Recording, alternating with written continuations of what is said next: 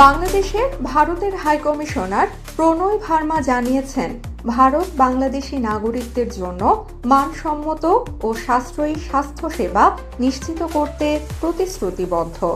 তিনি বৃহস্পতিবার রাজধানীর প্যান প্যাসিফিক সোনারগাঁও হোটেলে বাংলাদেশের রিদম গ্রুপ এবং ভারতের মণিপাল হসপিটালসের মধ্যে একটি চুক্তি স্বাক্ষর অনুষ্ঠানে প্রধান অতিথির বক্তব্যে এ কথা বলেন।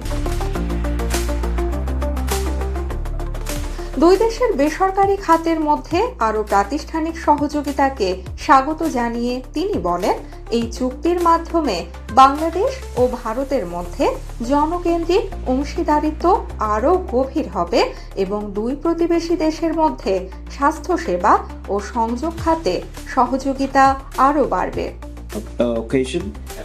We all know healthcare is a very important area of cooperation between India and Bangladesh, and today's event that we are witnessing it reflects a strong people-centric nature of our engagement and the future orientation of India-Bangladesh ties.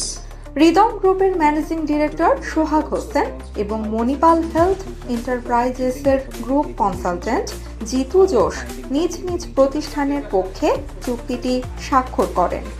চুক্তির আওতায় রোগীরা চিকিৎসা পরামর্শ, হাসপাতাল নির্বাচন, visa ও ভ্রমণ সহ পূর্ণ সহায়তা পাবেন।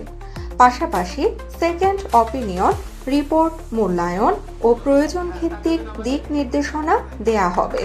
ভিডিও কনসালটেশন চালুর পরিকল্পনাও রয়েছে।